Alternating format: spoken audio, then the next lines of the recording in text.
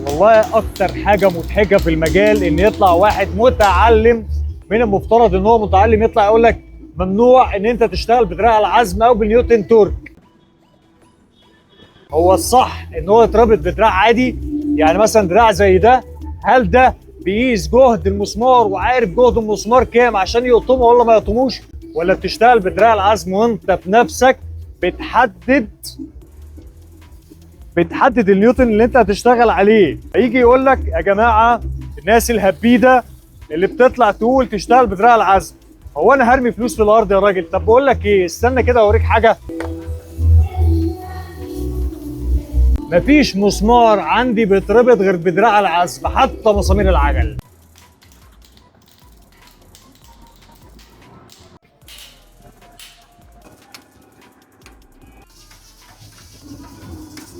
فتيجي ازاي انت تقول يا راجل يا متعلم موضوع دراع العزم ان انت تشتغل بيه فده غلط وبوظ مسامير؟ المفروض ده انت بتتحكم في النيوتن اللي انت محتاجه، واللي بترجع من خلال السيرفيس مانوال وتشوف المسمار ده اخره في الربط كام، او الرولز بتاعته بتاعت الربط المفروض تبقى كام.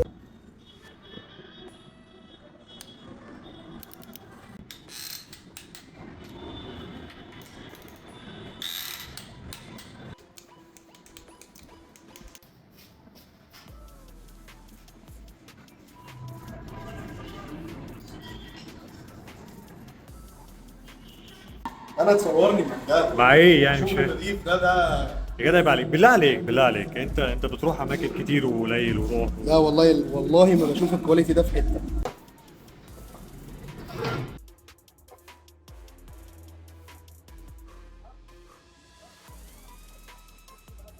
وخليك فاكر، انا نصحتك وانت براحتك.